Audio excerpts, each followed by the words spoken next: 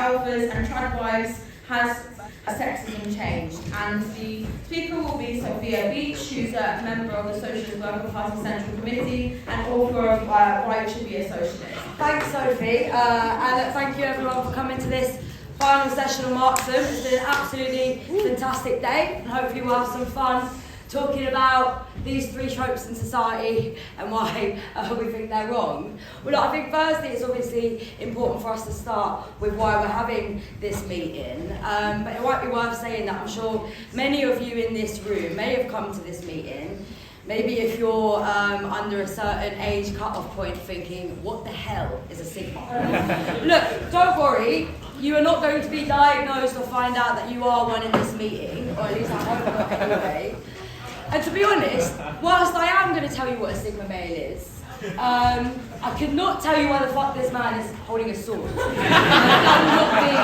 That will not be in the meeting at all. Yeah, I probably should say mind my language in this meeting, but I think 7 p.m. is sort of Marxism watershed, so that's still we'll be all right with that. But look, I mean, all jokes aside, this is a really important meeting for us because hateful content towards women is still being churned out online as we speak, every single minute. And I think we've seen a rise in popularity of sort of so-called lifestyle gurus who teach people both how to get rich, but also how to be misogynist at the same time. And as well as a spike in people like that, we've also seen a spike in popularity of right-wing, pro-life women who teach you all manners of things, and as a trad wives, I'll get onto them in a little bit later, but just so people might want to know, these are genuine YouTube videos that you can find by a trad wife, quite a infamous trad wife that I'm going to speak about a little bit later, but she's got 3 videos. 1, how to turn your apartment from a turn off to a turn on. If I had an apartment, I'd probably have to watch that video. How to look modest and attractive with a bigger chest. These are kind of things the trad guys are saying. And my ultimate favourite, how to go from girl boss to the perfect homemaker. A transition that I'm sure we all really want to try and achieve in this room. But look, obviously I think over the years there has been a rise in the popularity of sexist ideas. In reference to this, the feminist theorist Susan Faludi said in the New York Times recently that there is more raw misogyny now than there has been in decades. And actually the content of the kind of videos that we're seeing online, right, the sexism is overt. It's not submissive, it's not something we have to explain. These people are sexist and they're proud of it. They say it all the time. And actually I think across all of the political spectrum, but particularly across the spectrum on the right, it is clear that actually what the expectation of women is, how we should act, how we should behave and how we should be treated. And I think it's worth saying that on the flip side, there is a lot about what men are expected to be in society as well. Actually, many men claim that there's a crisis in masculinity. They say that actually the degradation of the alpha male or the toxic man is something that some men have to try and reclaim. And actually, lots of right-wing people like Andrew Tate, like Ben Shapiro, like Joe Rogan, Milo Yiannopoulos, the list goes on, they say that it is the fault of women, no surprise there, it is the fault of things like #MeToo movement or the LGBT plus movement and so on, that is to blame for the so-called decline in traditional masculinity that they think needs saving.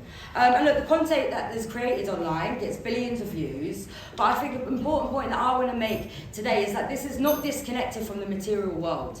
It's not as though this is just happening online and has no real effect on people's experiences. People will have heard at Marxism Festival about our sounding the alarm of the rise of the far right across Europe. And actually I've just listed a load of internet celebrities, right, who have these backwards ideas, but the same arguments are made by Donald Trump, by Viktor Orban, by Meloni, by Le Pen and by Farage. And what else have we seen? We've seen attacks on women's bodily autonomy from Roe versus Wade to attacks on trans rights in this country too. So really in this meeting, I'd like to look at sexism and the role of women's oppression really in this global context, because I think by situating it as a part of the world that we live in, as fundamental to the system of capitalism, not only can we understand where it comes from, how maybe sexism has changed, but fundamentally we can also understand how we can get rid of it. And it's worth noting that we've seen a deep polarisation in society, and I think a shift to the right about what our expected gender roles are. But it's important to know that these ideas don't just pop out of nowhere. They stem from the structures of society that we live in. And I think with capitalism, it throws us into crises time and time again, economic crises. These are fundamental to the system.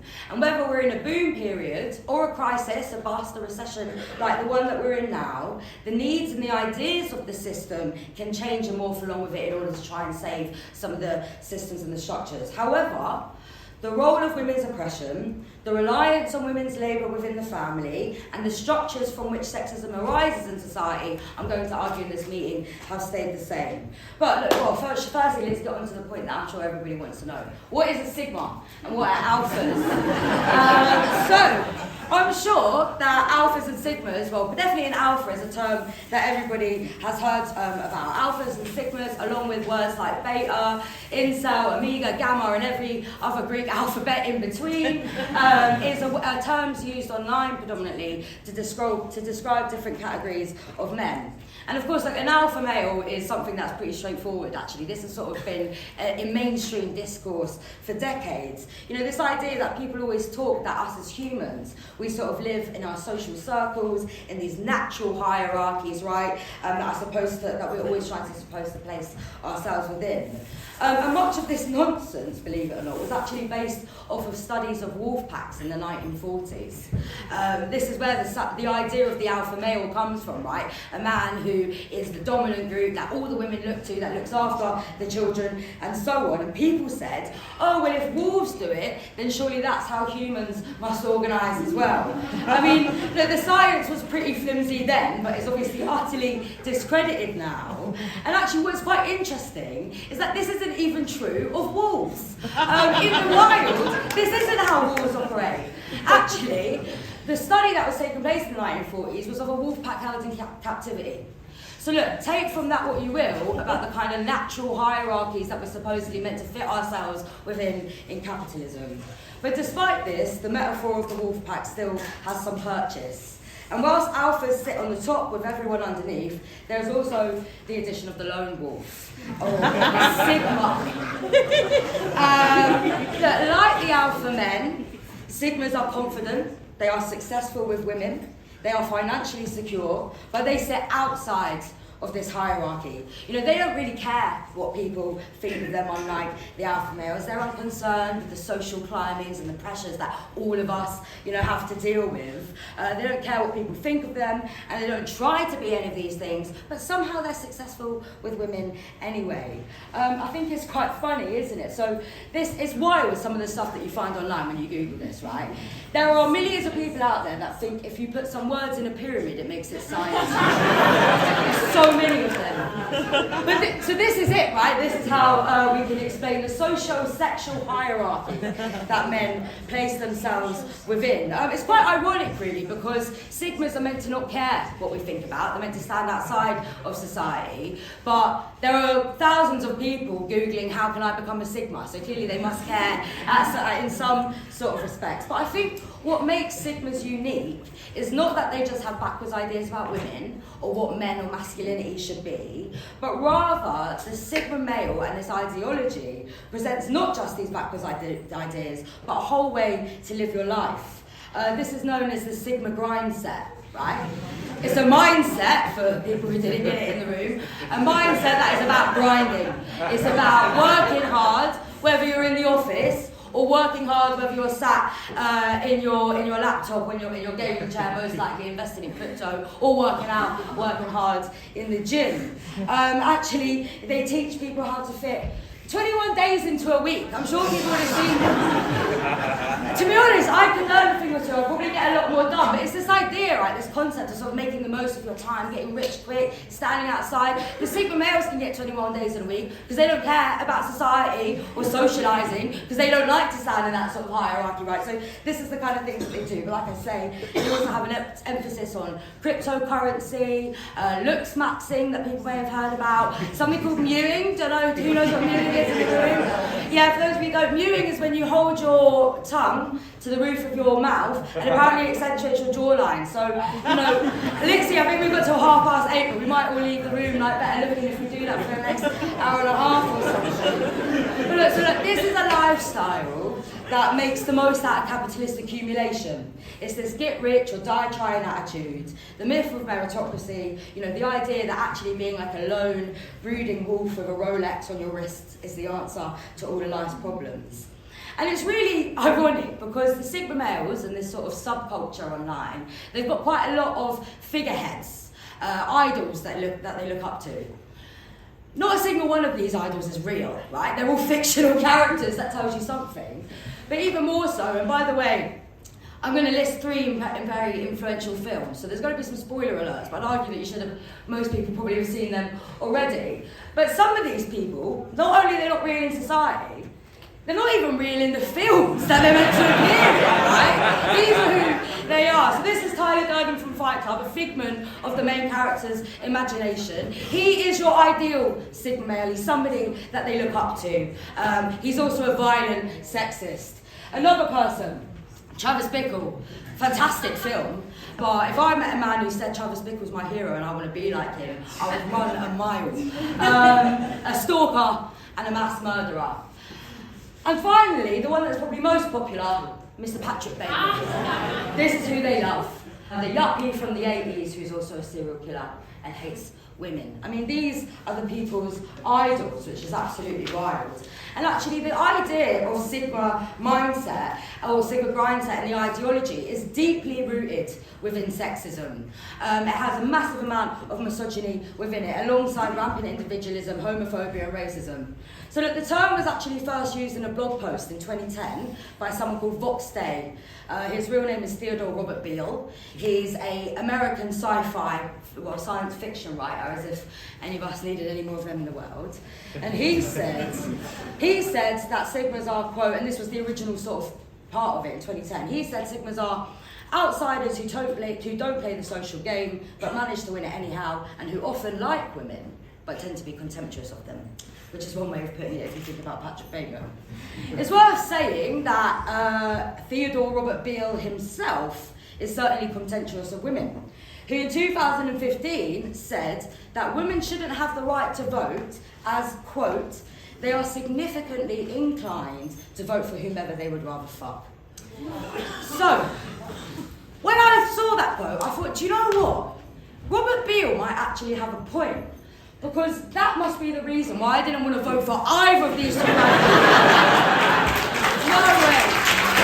It could have been their shit politics. I think it would have been their politics at all. It just must be because I'm just not naturally attracted to them.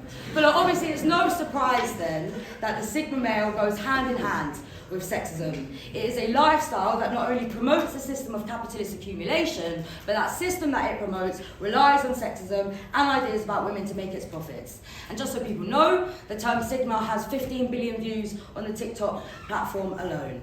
But look, of course, it's not just all men. On the flip side, you have the trad wives as well. If Sigmas have a grind set, then trad wives have mastered the hustle of the anti-hustle, I would say.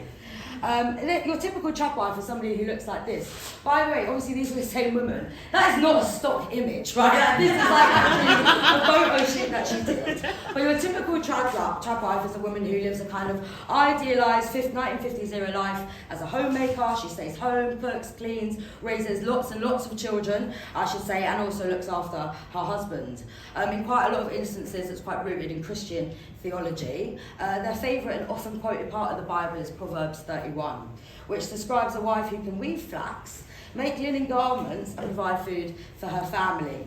And it's this sort of ultra-pure, hard-working image of like perfected domesticity that the trad wives try and promote. And actually it's quite worth saying that they've sort of found freedom, they say, in intentionally choosing to live a slower life.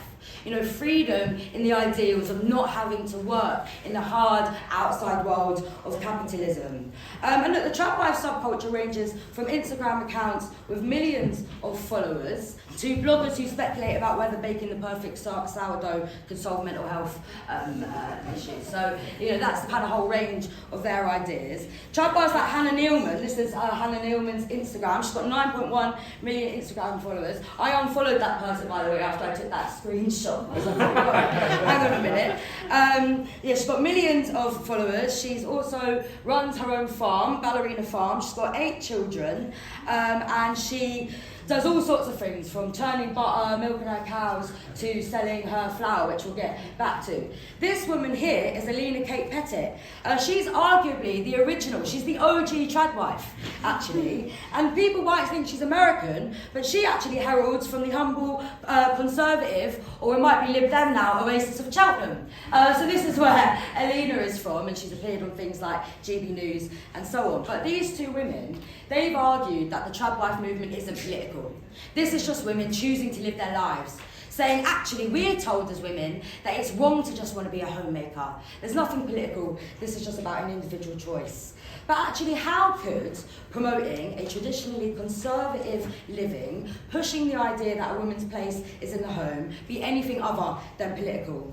And what's more, actually many of the incredibly successful or high-profile trad wives are political. This is Abby Roth. People might know who Abby Roth is. She's Ben Shapiro's sister. Apparently she's not political, right? So clearly this is Abby Roth, and it doesn't take very long. You just go on her Twitter, having horrible words about saying that abortion is murder, and here is a tweet that she says that obviously we can't believe all women because isn't Brett Kavanaugh such a great guy. So clearly actually the trad wives have got quite a clear route, I think, into the far right and the alt-right politics. I think as well there's a deep contradiction in what many of the trad wives say, because despite them lecturing about it all the time, they are in fact working, right? And actually they're working pretty hard all the time, just as many other women do in society. The only difference is they're making a lot of money off of it.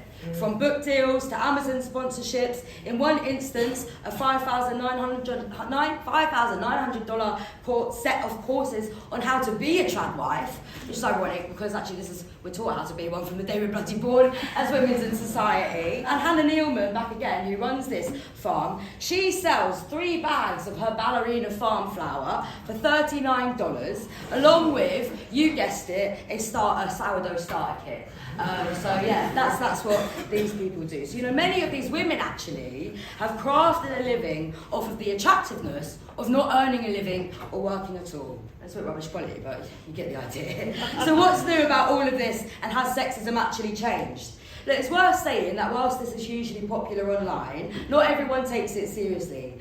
For as much genuine Sigma content, there is heaps of it ridiculing it, and the same with trad wives. But what really does the traction that they get online tell us about sexism today? Well, firstly, it is not the trad wives, the Sigmas, the alphas, the incels, or even the entire internet and its algorithms that is the cause of these ideas within society. Actually, if you think about they're not the cause of the ideas in society, but the roles that they play in disseminating those ideas, they help to reinforce and also reflect a system that has sexism rooted within it. And actually, if you think about the trope of the trad wife and the alpha male, these things can tell us quite a lot about what traditional gender roles and what we're expected to be in society and under capitalism. I think it would be fair to say, though, whilst these traditional gender roles haven't changed, I think how we sort of view these gender expectations within the media and within popular culture has changed somewhat. And I think the ideas about what a man and what a woman should be have changed. To be honest, if I was doing this meeting 10 years ago, I would not be doing a meeting on trad wives. I'd be doing a meeting on raunch culture. I'd be saying that actually we're seeing the over-sexualisation of women, often by women, the myth that the sexual liberation movement has won, and therefore at universities we should be going on pole dancing clubs and going out, and women should be going to strip clubs for a good night out. They were the kind of politics of the movement and what we were discussing about sexism 10 years ago. Another 10 years before that, we would have been talking about, the Bridget Jones effect, or the sexualisation of the career woman in her black pencil skirt who sort of peers over her glasses at you from the office reception. They're the kind of ideas and the roles of women that we would have been discussing 10 years ago. So clearly I think the ideas about women and what women are encouraged to be changes in order to reflect the needs of society. And this can explain the popularity of the trad wives' fame, because we live in a time of economic crisis, of which there are extremes both to the left and the right on the political spectrum. But our popular culture, what we see online, also reflects the crisis that we live in. And look, I'm not arguing then that the trad wives, the sigmas, and then all of the politicians and the ruling class are sort of huddled in some dingy basement discussing how we can get women into the home or discussing how we can disseminate these sexist ideas. It's not a directly intentional process of these people, but rather the ideas that we have in society come from the system that we live in. We are utterly products of the world around us, and we are shaped by the structures and the ideology of capitalism. And look, there isn't really anything new about these kinds of lifestyles that the sigmas and the trad wives promote. You know, they're actually harking back to age-old ideas about men and women. The only difference, I think, is that the justification for those kind of lifestyles has changed. 100 or even just 50 years ago, it would be a reliance on the church or on moralism to say that's why women should be in the home. Whereas now, people like Jordan Peterson or the incels or even some women on the right, they use the arguments of biological determinism, right? That actually, it's not religion, that's not why women and men are different, but because there's something biologically different. Our psyches are different. It's women's natural place to be in the home. You know, some even hark to sort of ridiculous neuroscience around the gendered brain and so on to explain these things, much of which has been disproven. But, you know, really it's not that women are in the home now because God wishes it, but because men are from Mars and women are from Venus. And Venus is where the house and the kitchen and all the cleaning products are, clearly. But obviously we have to try and reject some of these ideas because we don't think that sexism is natural in society. People are not born with these ideas. There is nothing determined about backwards ideas or any kind of oppressive idea under capitalism. We argue that the sexist ideas that people have to come from somewhere. And actually they are rooted in the system. And it is within the institution of the family, this sort of nuclear family that we're told to live in, it is this kind of institution under capitalism that is where our sexist ideas stem from. Because society is structured around the nuclear family. You know, we are told that this is the natural way to live, and they use methods to sort of enforce this framework, don't they? From mortgages, rent prices, universal credit and so on. But also the ruling class use ideology to enforce this on us as well, from family values to the kind of toys that little girls are given to play with. So these ideas are taught to us. And actually, like we say, they don't come from nowhere. And when Karl Marx writes that it is not consciousness that determines being, but be it about social being that determines consciousness, this is what he means. The way in which we are educated, organised, socialised under capitalism influences all of the ideas that we have about the world, but also the kind of ideas that we have for ourselves. So then, well, how is the structure of the family the cause of ideas about women, and therefore the basis for the popularity of trad wives or male dominance hierarchy? Well, firstly, it's because the family is essential to capitalism because of the economic role it plays. Capitalism doesn't need everybody out ploughing a field or working in the factory floor. Rather, it needs kids to be healthy, to be educated and socialised, and by and large, women do all of this work within the institution of the family for absolutely free, apart from when they're trad wives, then they get paid for it. Or people like Margaret Thatcher. This is, sorry, I should have checked this before, this is Thatcher washing up the dishes. Probably the only time that she ever did it. But even this idea, right, is forced on us all the time. Even the Iron Lady washes the dishes after she's cooked dinner for her husband, no doubt. But you know, this unpaid labour that women do in producing and raising the next layer of the workforce is fundamental to the workings of capitalism. But the family also plays an incredibly ideological role too. This role helps to underpin, justify and mask the economic function of the family. It is within the family where a woman's role is laid out and about how ideas about us are formed. It is within the family where children are first socialised and taught about what is expected of them and how to engage. And actually, I think this is a big role of where the internet comes in as well, because after the family, after the school, actually, where is the next place that children are being socialised? It's online. And whilst they may think that they're connecting with people, they're doing it alone. I think this is something that has a lot to say about the rise of radical ideas, because it is much easier to post something sexist or something racist on Twitter. When people say it in society, you would hope that it gets called out. But online, When you're on your own, you can say what you like and it goes unmediated and unchallenged. And I think this has got a lot, to answer for in some of the kind of the prolific ideas and backwards ideas that we're seeing quite a lot. But I also want to say that it's not just online, right? Because these ideas are pumped out everywhere. A big part of the Sigma and Alpha ideology is that women only care about money or good looks, and that the sexual freedoms that women have won have had disastrous effects on masculinity, like I mentioned at the beginning. But we see these kind of things all the time in the mainstream. It's still the narrative that women are objects of sexual desire, that it's every little girl's dream to grow up and find Mr. Right. When it comes to finding a sexual partner, we are overloaded with green flags, red flags, do's and don'ts, how to be a good girlfriend. I mean, these things are clear to us all of the time. You don't need to go onto the All Right online for somebody to tell you how to be a good girlfriend in society. You just need to go onto Cosmo or any kind of other website.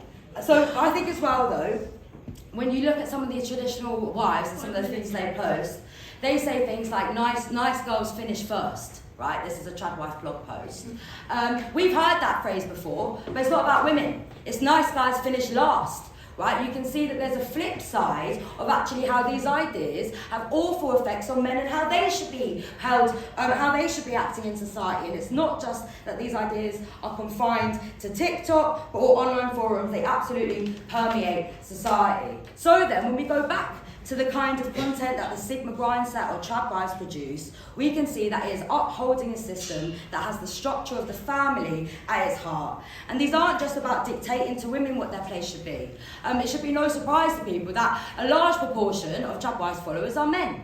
And actually, I think a lot of them are probably just pining or simping, to use their expression, or over the trad wives. But this is what they're told they should aspire to attain in society. If you want to be a proper man, be an alpha, be a sigma, and then you can get a lovely traditional wife. These things are entirely interconnected.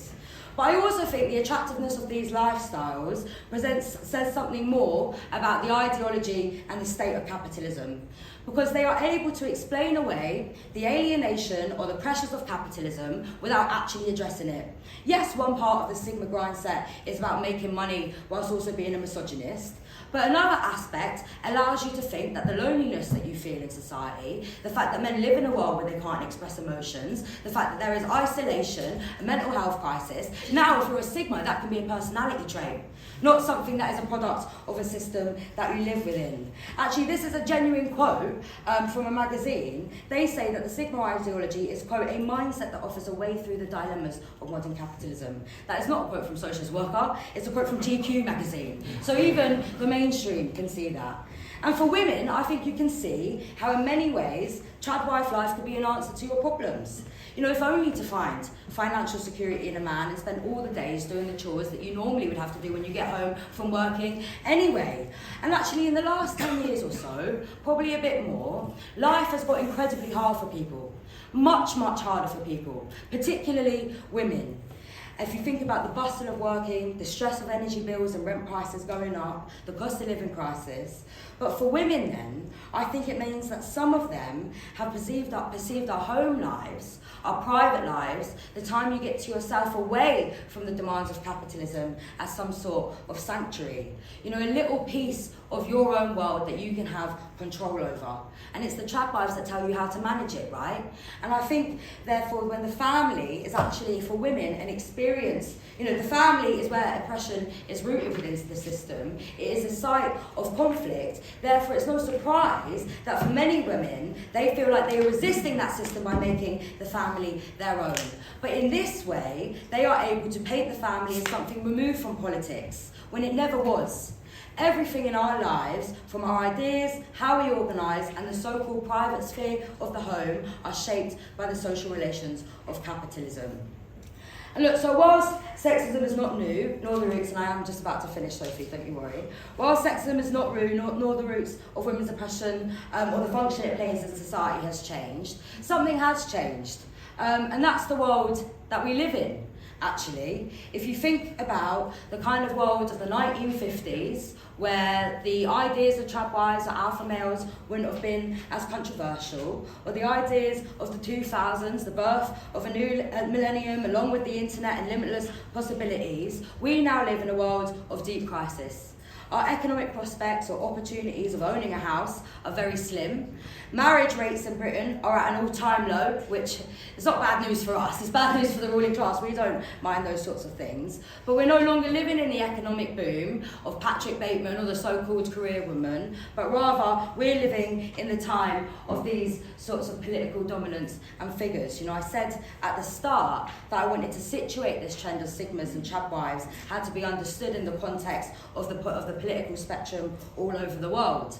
The rise of the far right is happening in our governments as well as our screens, Le Pen, Maloney, Trump, Farage and so on.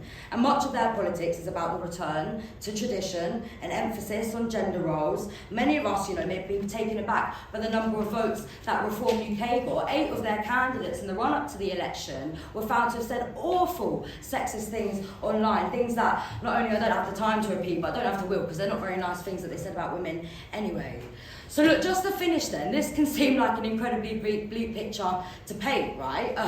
And that's not what I was intending on. I'm sure many of you in this room thought, if I wanted to be depressed, I would have gone to the meeting on the rise of fascism that's going on now. I wanted to have, you know, a chilled out laugh at these kind of people. But actually, I think what offers us hope is that we can understand why these ideas have a purchase in society and where they come from. And that means we can challenge them and get rid of them too. You know, I also mentioned at the start of the rise of about the rise of the manosphere and this being a reaction, you know, these sort of ideas being a reaction to the gains that we've won in Me Too.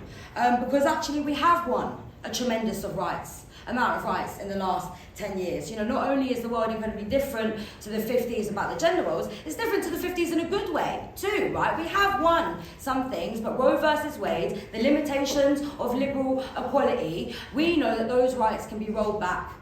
Winning so-called equality in law is not the kind of liberation that we need for women to be freed from the realms of the home and actually freed from the sexist ideas. And as socialists, we have a route to winning that real liberation. You know, to a world where people aren't confined by rigid gender roles, where men don't have to be a stoic breadwinner and women their adoring angelic wives. And it's not the internet that we have to rile against here, but a system that is structured around oppression. And actually people are doing this all the time. The outside world and the internet is not just solely a flurry of right-wing ideas. The left has an incredibly big voice too. Just look at the independent votes that they got and the people like Jeremy Corbyn and Andrew Feinstein in the election. You know, no, these people are voting for Palestine, but I'd be pretty convinced to say that the majority of people who voted for Jeremy Corbyn and Islington North do not also buy into these ideas, right, of the Sigma grindset or of the Chadwives. If you think about the rise of the Palestine movement that has been led by women, if you think about the trans rights movement and so on, we understand that it is these kind of struggles that challenge the structures of the system that we want to be a part of.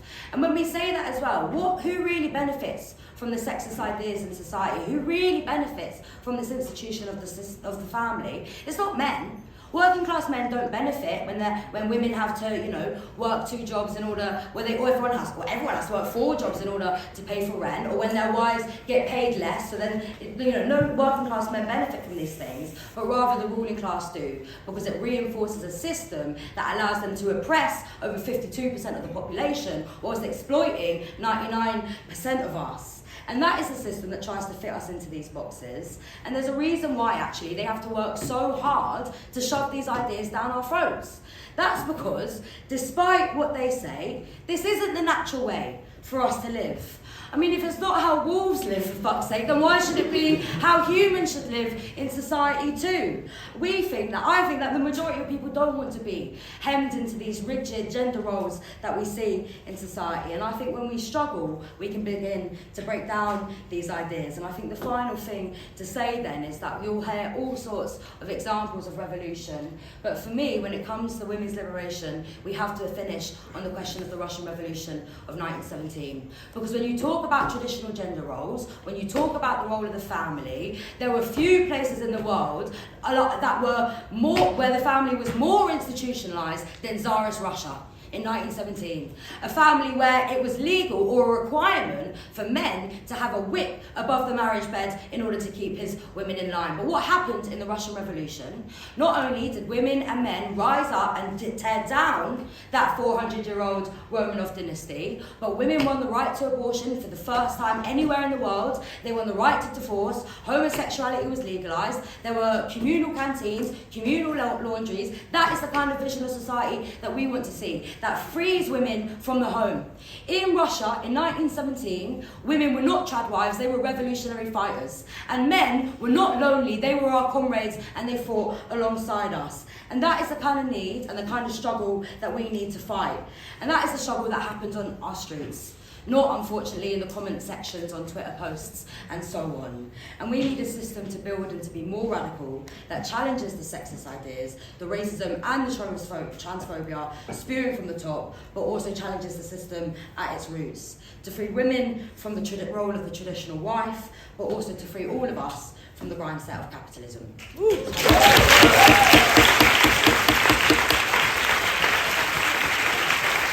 Thanks, Sophia. That was really brilliant. And while you were talking, I was kind of reminded about how the Raj culture that you referenced from the Nadis was kind of, the system's response to, I think, second wave feminism and sort of the sexual liberation movements of the 60s and 70s, and kind of capitalism's way of commodifying and profiting from the sexual liberation that women had won, really, and that's like the pole dancing clubs, Sex in the City, this idea that, you can have great sex, you can have a great career, and you can also, have a family and so on. And I think that this whole trad wives and Sigma's thing really adds to this. It's like, oh, you can also be a domestic goddess and be submissive in the home as well. My oppression is my choice, so it's not oppression anymore. But I think also what you said that's really important is that actually for most women this is not possible. Most women actually have to leave their home to go to work. And we saw this actually in the impact of the pandemic and how difficult so many women found it. And while I think, actually a lot of these ideas don't actually resonate with the vast majority of women, we have to be very clear that they are toxic and they have a very big impact on broader society and how women feel about themselves. They make us feel like, even if I don't believe in this trad wife stuff, I better keep my house really clean and do everything else as well. And it increases violence against women as well. And the only other thing I wanted to talk about is actually going 100 years or more back in history to the Russian Revolution. I don't have a lot of time, but sexist ideas were rife in the Russian Revolution, before the Russian Revolution. Peasant men used to have a whip above their bed, ready to whip their wife, and they said the more they whipped her, the more that they loved her.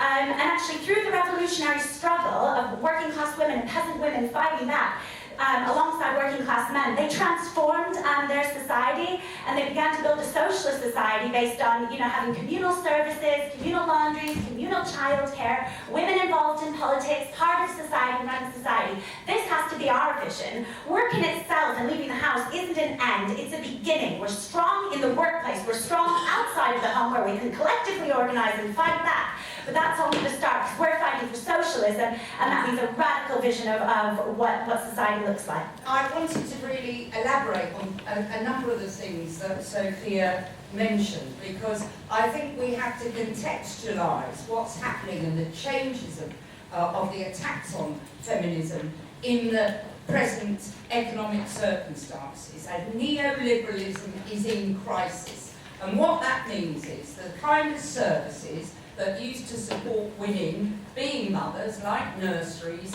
like access to GPs, like hospitals, like care for their elderly parents, has all been swept away in the last 30 years. And the reason why I think they are now bringing in a version of kind of trad wives, there's always been that, but you have those on the right, and I want to add to your trad wife, Sophia, an MP, I hope she isn't an MP now, I haven't checked, a woman called Miriam Gates, who has really been leading for the extreme right in the Tory party on this issue. She wants women back in the home, though she's on an £83,000 salary in the House of Commons. She's presently, as we speak, meeting with people who want to reduce our access to abortion. She's against children going to nursery schools. She's against equal pay. Why are they doing it now? Because they want us to be the reserve army of labour. They want women to have to leave work in order to look after children. And it's a crisis, it's a penalty of motherhood at the moment. Thousands of women, the pregnant then screwed, estimate that 250,000 women, mothers, every year in the last 5 years are having to leave work or go part-time in order to provide the family care, to do all that unpaid labour, looking after their immediate families and their extended families. And that's what's behind us. There's always, we can laugh at these women in their Laura Ashley flowered dresses and wonder at the ability to have 8 children, to be honest. But actually there's something deeply, deeply threatening about it, and it's part of the agenda of the popular right, who want us to be to do more of that kind of work, because they're not prepared, capitalism is not prepared to pay for the services we need to be both workers and mothers when we choose. I think for me, trad rights and the alphas and sigmas are sort of two sides of the same coin, so I'm just sort of lumping it together in terms of what I'm referencing. I think we need to be quite conscious of the not so subtle but subtle undertones that are apparent in these ideologies, which is extremely anti-LGBT+. I don't think there's many sort of like lesbian trans wives, nor like trans people or gender performing people, bisexual people. And I think the way that the comrade up there said earlier about, if you make your oppression your choice, it's no longer oppression, in the same sense that this isn't actively being homophobic outwardly like the Andrew Tate types, it's quite passively but quite aggressively anti-LGBT+, and I think that's a really important element that we don't forget, because watching this, like, as a lesbian, I find it incredibly threatening, because my existence has no place in any of these people's minds, and I worry for anyone sort of absorbing this ideology. Thank you. I just wanted to talk a little bit about the idea of the trad wife, because we see it as something that comes from the 1950s. But if you actually go back to that, it wasn't a real thing then either. The majority of working class women at the time were not these kind of perfect housewife ideals. And in fact, they had to sell that idea at the time. I'm glad you brought up the example of Margaret Thatcher. There's people like Mary Whitehouse, who was this evangelist campaigner. Phyllis Schlafly in the US, campaigning against the Equal Rights Amendment. All of these women were selling this idea of the trad wife at the time that it actually, came into existence. And I'm also glad that you mentioned the broad culture, because I think this is the other side of the same coin. Both of these groups of people are trying to sell our liberation back to us at the same time as our oppression is being sold back to us. I think it was important to talk about the far right, because whilst this meeting, we can take the piss out of all these people, I think there's a very scary sort of political anchoring to these ideas. And I think that when we're talking about the far right, I think it's also wrong to assume that it's only old people who are voting for figures like Trump and Meloni and Farage. Actually, there is a huge surge of young men also voting for them as well. I think it was around 6 months ago, there was an FT article that came out that did these graphs of divergence in the way that young men and young women vote. And it showed in places like Germany and South Korea, the voting intention around young men was drifting far to the right, and whereas women, it was sort of remaining the same or was going to the left. And I think that we need to have a sort of analysis about this, and that's why I think meetings like this are obviously incredibly important. Because whilst TikTok and social media in general, there's a sense that social media is like a contested site, actually, I think that social media is not this sort of hyper, democratised realm, but instead it sort of drip feeds us the ideas of the ruling class, which is the prevailing sort of ideology of society.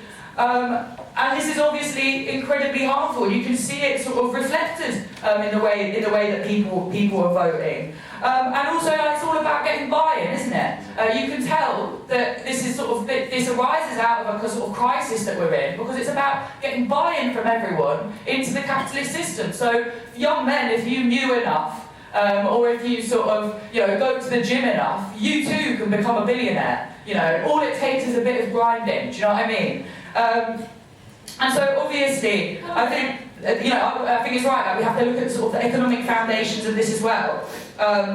We're facing a cost of living crisis, where millions are going driven into food banks, even if they're in full-time work.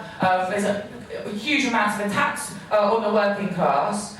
And I think that the idea that people could, potentially, young men could transcend this sort of world of crisis is obviously pretty sort of appealing towards them. I also just really quickly want to return to what the situation is now, the political situation. We just had the general election, we've got Labour in power. Will conditions get better for women? No, they won't get better for women. You'll have the same old austerity. Just because you've got Rachel Reeves and the like, who sort of, dress in this sort of Thatcherite manner, just because we've got, women in charge, doesn't mean that life is going to be improved for women in this country. Her sort of big notion of securonomics, the only people that's going to be secure for are big business, not women. As someone else said, it's women that are the sort of main victims of austerity and the like. And finally, I just want to say that I think it's really important that you brought up Russian Revolution, because it's true that we're in struggle. People sort of, people link up in struggle and can overcome oppression. That's why sort of like Marx said, revolutions are the festivals of the oppressed and exploited. And whilst that might seem sort of like quite an often recited phrase, I think it's true. A couple of people have talked about, I think it's really true, the thing about there's a real campaign by both the far right but also the right in the context of neoliberalism to push women into the family.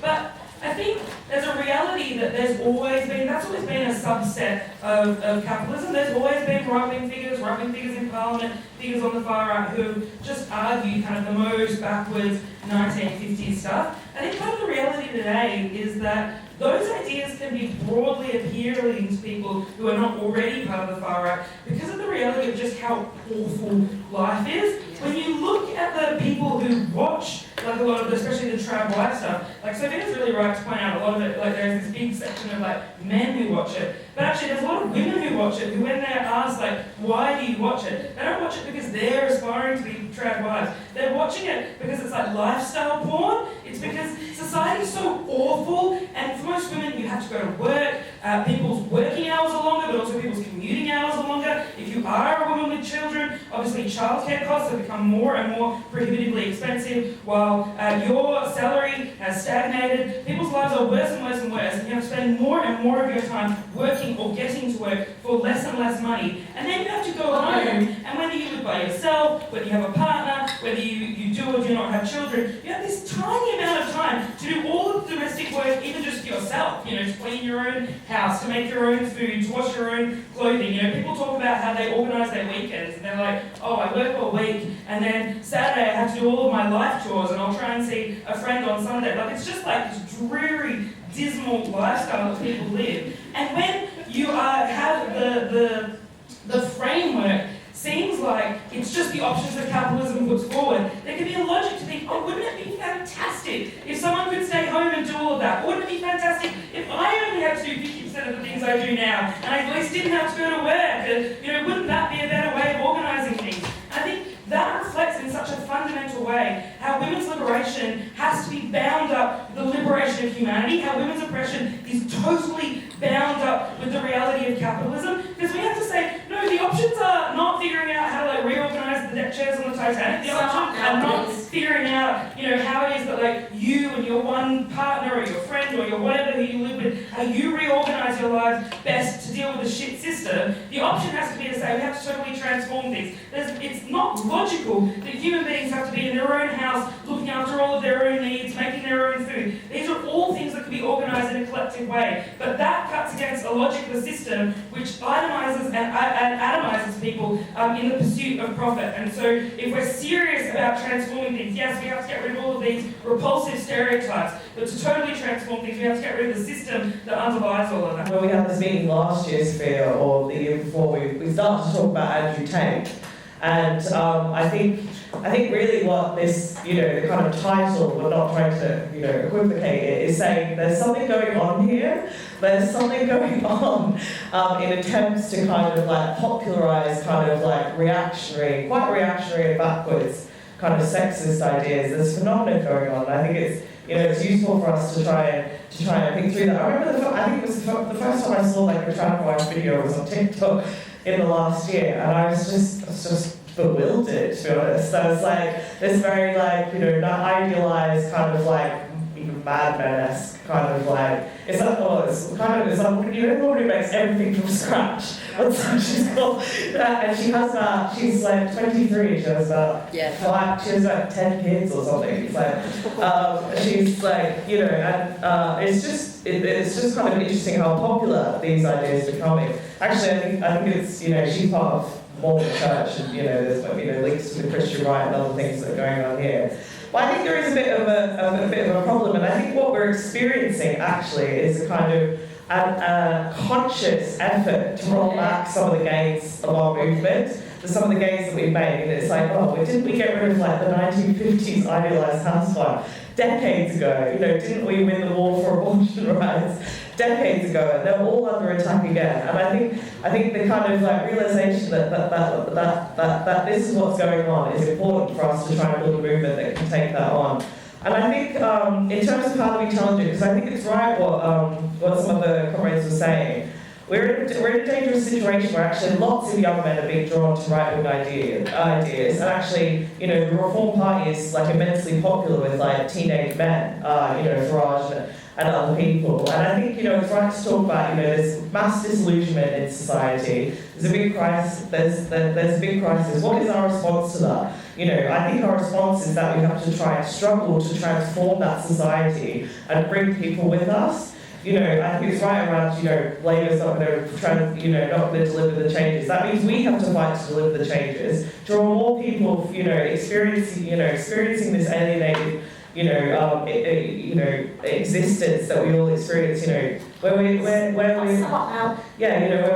forced to have, intimate interactions on like an app where you're swiping left and right, or by, a capitalist thing. So I think it's, I think we have to fight for unity and struggle because we have a bigger enemy when we're fighting together to take on people at the top who are making all of our lives worse and worse. But look, I just firstly want to say thank you for an amazing discussion. I really, really enjoyed that. You might think that as the speakers that's in the script of Marxism Festival, but I'm not lying. I genuinely did. And if I don't manage to come back on everyone's questions and so on, I would definitely be in the Institute bar. So you can come over. You come over. You can either buy me a drink. I'll buy you one. We can help to try and get the spend up. Now, I firstly kind of want to come a bit to the question of really the first contribution about how racism and our experience of sexism are entirely intertwined, and I think it also links with the contribution made directly behind you, right? About homophobia and also the way in which this is also, and I should have probably stressed it even more in the introduction, that this is not only sexist but a heteronormative way of living and one that promotes like racism as well. But why is it that these things are interlinked? Why are women's experiences in society, whether or not it's interlinked with how they experience sexism or racism or homophobia, why do we feel these things so strongly? Well, I think that whatever race you are, whatever sexuality you are, whatever gender you are, the way in which women are perceived in society is that we are solely reduced to our sexual and our reproductive capacities. Right? We are actually just seen from the ruling class as empty vessels that can make babies. And you see this time and time again. And then, on top of that, what comes from next after our ability to have children is the fact that we're there to be really the givers of pleasure, to men. It's never really about the agency of women, and I think that's why it kind of ties into, your experience of racism, and then what you were saying about racist stereotypes about who you are and why you might be a good homemaker, and these things we see all the time.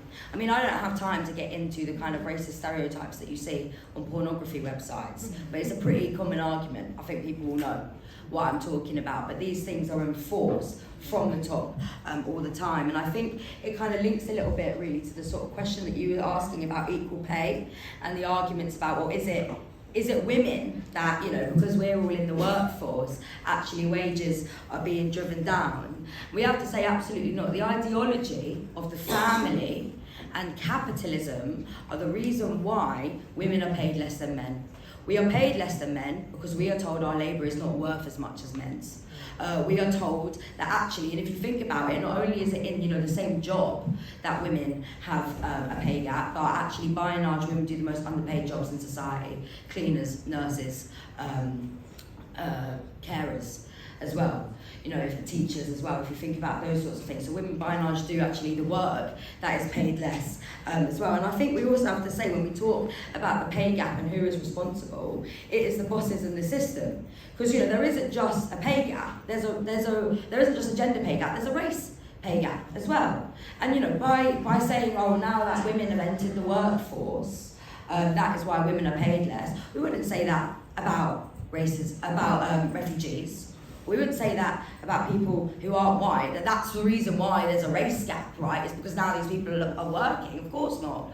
Actually, we have to say that that happens because the system will do whatever it can to save and to do these sorts of things. And also the fact that people are paid less or more in society, this helps with the division and the exploitation of the working class, because it helps fuse tensions amongst the working class. Because when women are paid less than men in the same job, naturally, women might think, well, who's the enemy here? Well, it's my male co-worker who's getting paid more than me. So it helps to reinforce these ideas of division and ideology as well. And we also have to say that in the system, there is more than enough money for all of us to be paid a lot more. In the BBC, they have got enough money to pay the women the same as men, although both should probably have pay cuts when you look at the amount that some of the lead anchors and so on are getting on the BBC, and maybe give it to some of the people who are working and all of the runners and stuff working actually on the TV programmes to produce them. But I think it's quite important for us to go through these sorts of things.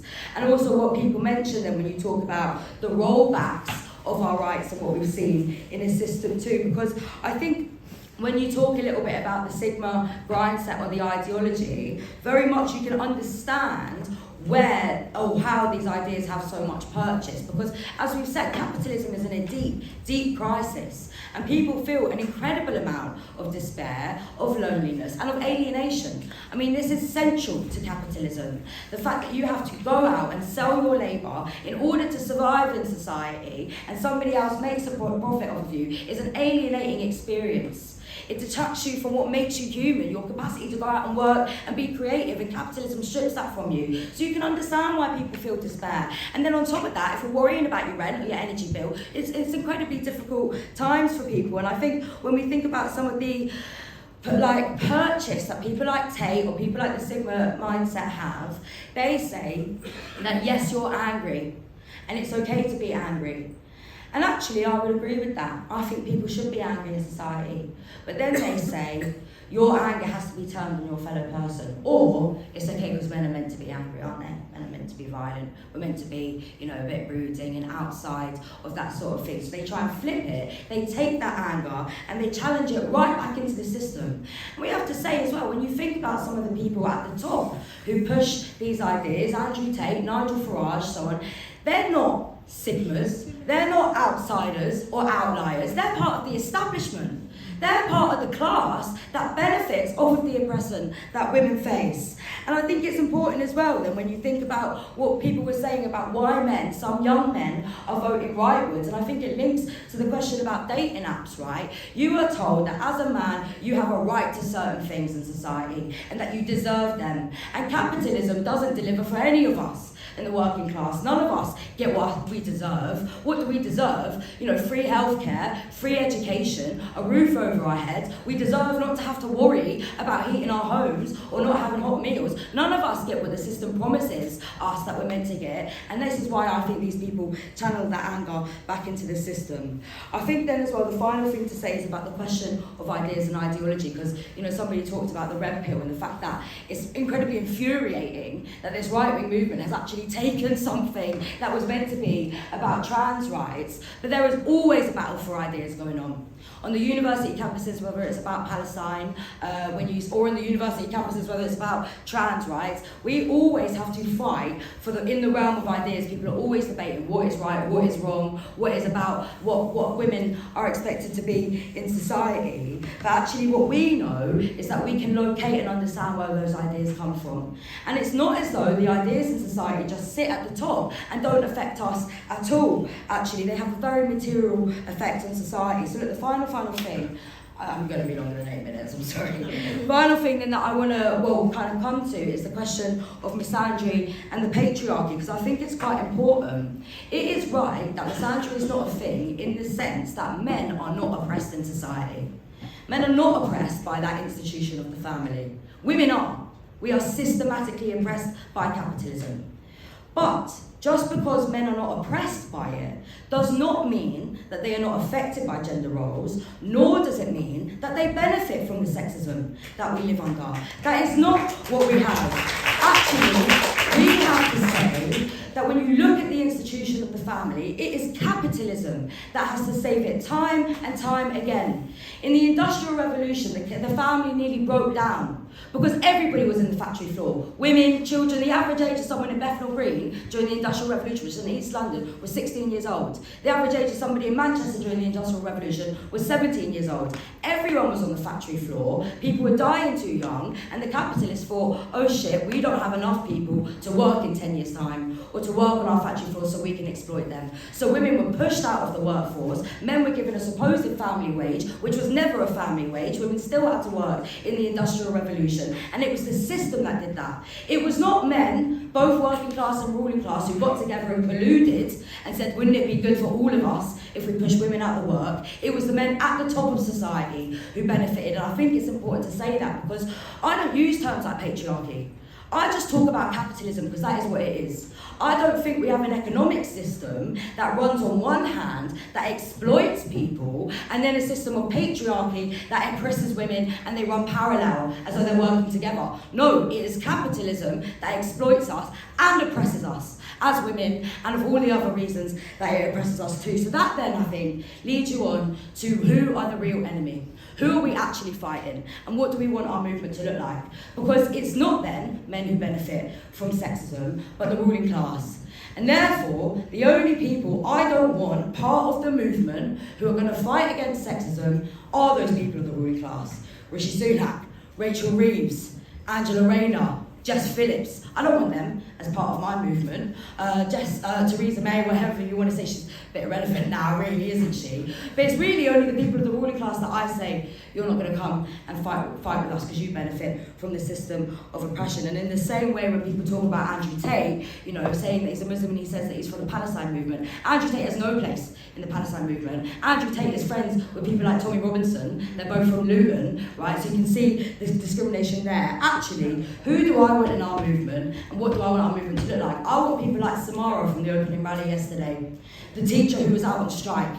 That is the kind of movement that we are trying to build. Women who are fighting in their workplace and fighting against the system. Actually, I want the people in this room to be part of the movement. People who can laugh about the ridiculousness of some of these ideas, but actually understand that it is an incredibly serious thing that's happening. It is not just women who are under attack. It is trans people, it is refugees, it is all of us. And we are under attack because the system is in crisis and it is trying to save itself. Therefore, we know we have a fight on our hands. And that is why we ask people to join the Socialist Workers' Party at Marxism. You would have been asked before. It's because we want to be bigger so that we can have a bigger impact on the movement and so that we can finally bring down the system that oppresses lots of us, the majority of us, and exploits all of us. So if you agree with that and you want to be part of that kind of fight against the system, I'd ask you to join the Socialist Workers' Party today.